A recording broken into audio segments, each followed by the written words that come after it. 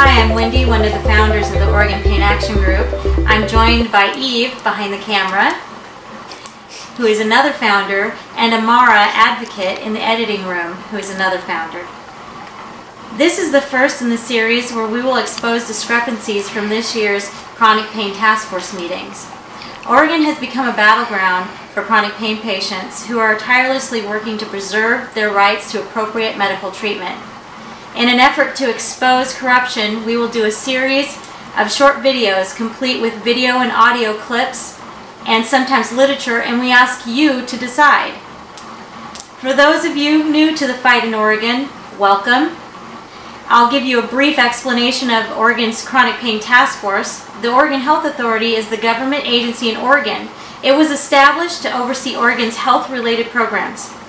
OHA has various commissions, such as the Health Evidence Review Commission, HERC, who are in charge of reviewing medical evidence in order to prioritize health spending for the Oregon Health Plan, which is Oregon's Medicaid, and to promote evidence-based medical practice statewide.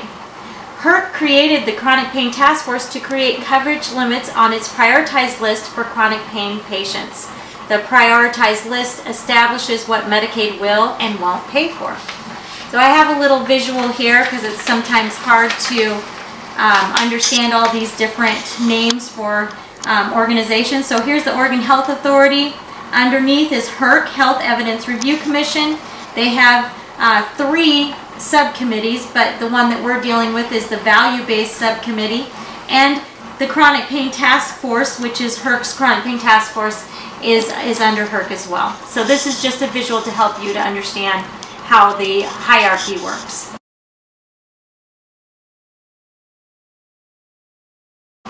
So the Chronic Pain Task Force is currently working on a proposal for Medicaid patients, making changes to coverage on their previously passed back and spine lines and Note 60. Some of their changes are that they would bring fibromyalgia above the line, which is a great thing. They would allow alternative treatments for painful medical conditions that are above the line. They would limit opioids up to a 90-day supply with several restrictions, including allowing a maximum of a 7-day prescription even after a major surgery. And there would be no opioid therapy after 90 days, no chronic opioid therapy, which is basically the same thing because once you hit 90 days of opioid use, it becomes classified as chronic. So, and there are no opioid prescriptions for a flare. So to summarize this, it's a forced taper of all chronic pain patients currently on chronic opioid therapy except for cancer patients and palliative care patients at the end of their life, tapering them to 0 opioids within a maximum of a year and giving them alternative treatments such as acupuncture and behavioral therapy and mindfulness instead of their prescription analgesics. Earlier this year, we inquired about the activities of the task force, but we're told not to waste our time investigating them.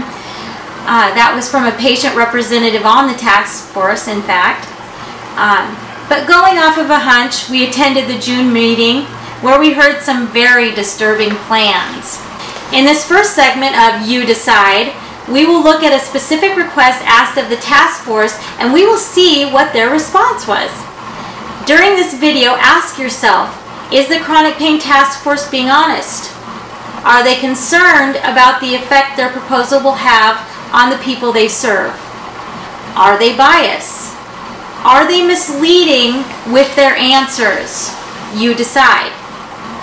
Because of the lack of representation for chronic pain patients on chronic opioid therapy, the chronic pain patients in Oregon have been requesting that the task force add members to represent them to their task force. Currently, some task force members include acupuncturists, chiropractors, a physical therapist, a psychologist, and pharmacist. There are pain specialists on the task force, but they specialize in addiction.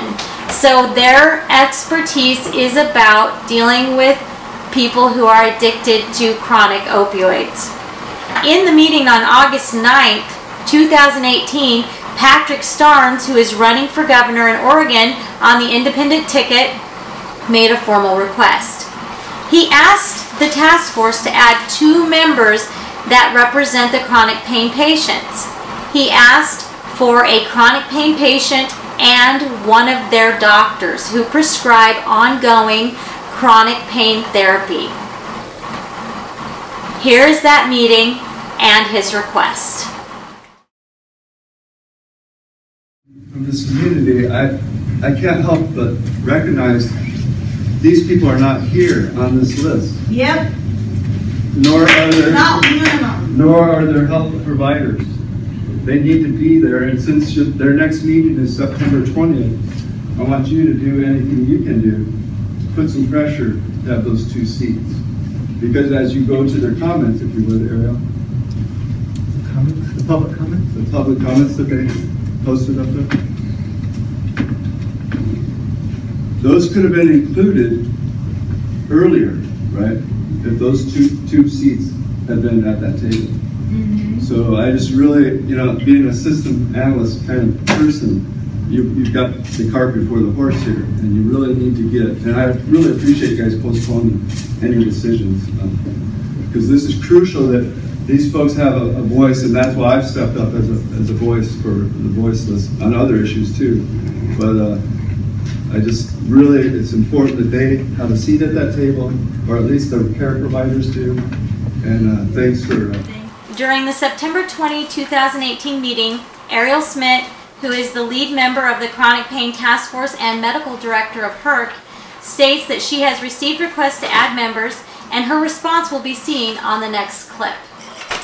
So we have a couple of new members. We've been sort of hearing a testimony and realized that we needed a little bit more expertise in certain areas on the task force. So we've been, we had various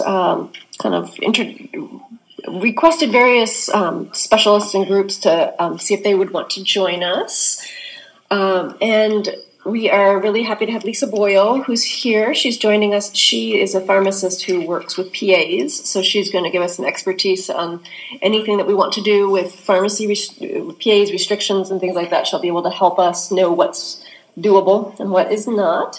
Also, hopefully on the phone is Dr. Amanda RISSER. She works with pain folks over at the Richmond Clinic and has a lot of expertise in treating folks who have chronic pain and using opioids, and especially women who are pregnant. It's her expertise. So we're really happy that they can join us.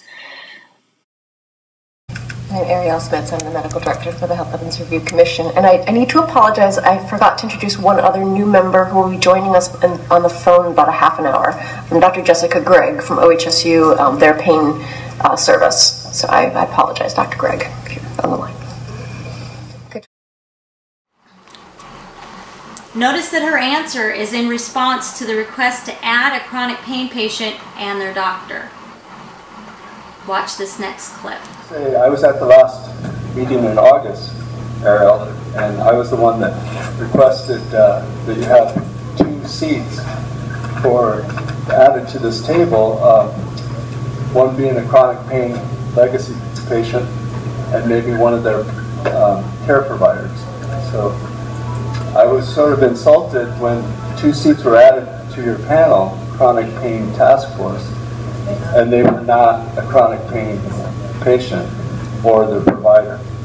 So I took that almost as a personal assault, because I asked specifically for them to be added 2 seats, and now there's 2 seats added, and it wasn't those people. So that's the outside perspective.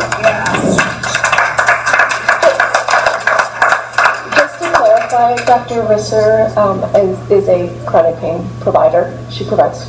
Okay, great. 1 seat. All right, good. So half that. And same with Dr. Gregg. Yeah. So we still need to. Great. So just to clarify, they did in fact add 3 people, not 2. One is a pharmacist, so obviously she can't prescribe medication. And then there's Dr. Jessica Gregg and Dr. Amanda RISSER. We will have their biographies for you to explore to see what you think of their qualifications to represent chronic pain patients. You have the evidence. Did the Chronic Pain Task Force try to include our ideas and our suggestions? Did they give us a seat at the table? Were they answering our requests appropriately with an unbiased outlook for the pure motive of helping Oregon Medicaid population? You decide.